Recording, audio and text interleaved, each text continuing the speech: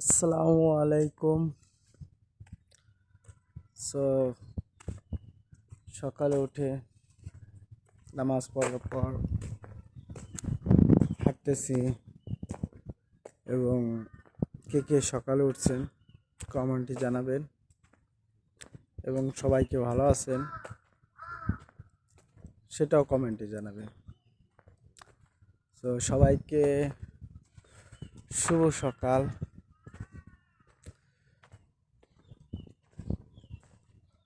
So খুবই ভালো লাগতেছে সকালে, আবহাওয়াটা খুবই ঠান্ডা আবহাওয়া।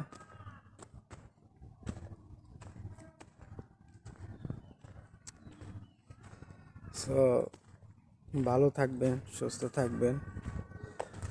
সো আমার জন্য দোয়া করবেন।